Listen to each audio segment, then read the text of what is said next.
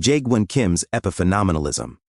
How do we solve the problem of epiphenomenalism? This is a position summed up well in this way: subjective mental events are completely dependent for their existence on corresponding physical and biochemical events within the human body, yet themselves have no causal efficacy on physical events. Here's one possible way offered by the Korean-American philosopher Jaegwon Kim. Kim argues that we should not think of the relation of neural events to their supervening mental events as causal. Moreover, supervening mental events have no causal status apart from their supervenience on neurophysiological events that have a more direct causal role. This means that this isn't a case of a mental event at time t causing a neurophysiological event at time t1. No, if a mental event M supervenes on a neurophysiological event N, then both the mental event and the neurophysiological event occur at one and the same time.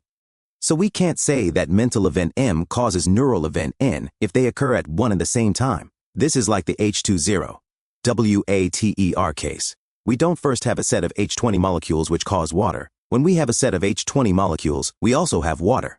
H20 molecules don't bring about or cause water. H20 molecules constitute or are identical to water. On Jaegwon Kim's account, we both can and cannot say that mental events are epiphenomenal. We can say that they're epiphenomenal in that if mental event M occurs at one and the same time as N, then it can't be epiphenomenal. More accurately, if M, to use Kim's words, inherits the causal power of N, or if it rides piggyback on N, then it both has causal power and is not epiphenomenal. On the other hand, if M is indeed riding piggyback on N, then we can indeed see it as being epiphenomenal. However, again, if M and N occur at one and the same time and are intimately connected, and if M also inherits the causal power of N, then in what sense is M truly epiphenomenal? Perhaps this is simply a matter of taste or grammar.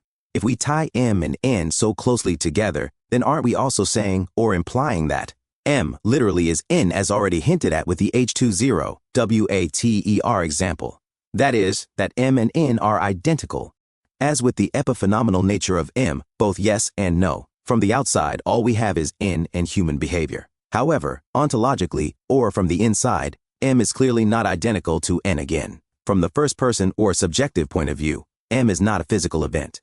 From the third person point of view, on the other hand, M doesn't factor at all, except in terms of behavior and verbal reports. M alone is also, according to the American philosopher Donald Davidson, incapable of falling under any natural laws.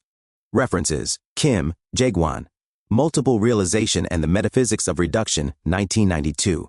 Mental Causation, Chapter 6 in his Philosophy of Mind, 1996. Jaegwon Kim.